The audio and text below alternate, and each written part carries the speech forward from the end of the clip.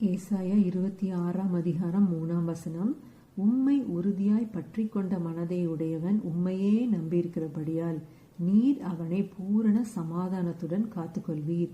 கர்த்தரை எப்பவுமே நம்ம உறுதியாய் பற்றி கொண்டோம்னா, கர்த்தரை எப்பவுமே நம்ம நம்பி இருந்தோம்னா நம்ம மனசுல எந்த பிரச்சனையை குறித்த கவலையும் வராது.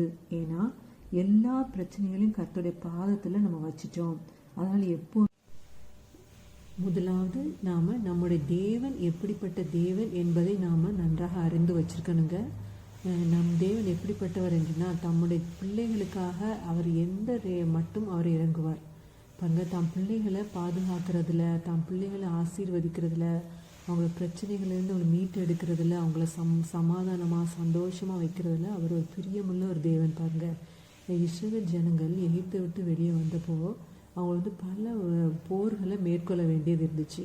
அதில் ஒரு போர் தான் கில்கால் அப்படிங்கிற ஒரு இடத்துல எமோரியருக்கு எதிராக யோசுவா போரிடுறாரு. யோசுவா தலைமையில் அந்த போர் நடக்கு.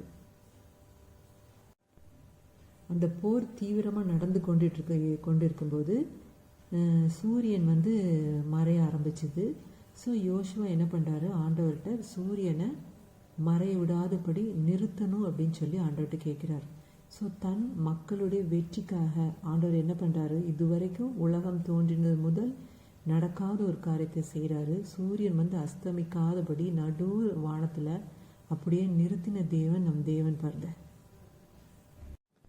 அதே போல் இஸ்ரவேல் ஜனங்கள் எகிப்தை விட்டு வெளியே வந்தப்போ அவங்க போகிற வழியில் அவங்கள மறித்து கொண்டு செங்கடல் இருந்தது. ஸோ ஆண்டவர் என்ன பண்ணார், தன் மக்களுக்காக அந்த செங்கடலை ரெண்டாக பிரித்து அதன் நடுவில் ஒரு பாதையை உருவாக்கி இஸ்ரவேல் ஜனங்கள் நடத்தி கொண்டு போன தேவன் நம் தேவன் பாருங்க. நீங்கள் ஒன்று செய்யணும், ஆண்டவர்கிட்ட போய் உங்கள் பிரச்சனைகளை பற்றி பேசாதீங்க. உங்கள் பிரச்சனைகளிடம் சொல்லுங்கள் நம் தேவன் யார் என்று. ஓகேயா? நீங்கள் அதில் உறுதியாக இருங்க. ஆண்டவர் எப்போது எத்தனை பிரச்சனை வந்தாலும் ஆண்டவருக்கு நன்றி சொல்லி கொண்டே இருங்க. இத்தனை நாள் அவர் நடத்தி வந்த எல்லா பாதைகளுக்காகவும் அவருக்கு ஸ்தோத்திரம் செலுத்துங்க. அவரை மகிமைப்படுத்தி கொண்டே இருங்க. அப்படி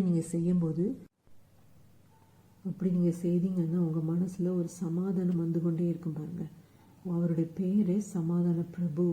ஸோ எப்போவுமே எத்தனை பிரச்சனைகள் உங்களை சுற்றி இருந்தாலும் கர்த்தரை நம்பி அவரை உறுதியாக பற்றி கொள்ளுங்க. நிச்சயமாகவே ஆண்டவர் உங்களை காப்பார், உங்களை உயர்த்துவார், ஆசீர்வதிப்பார்.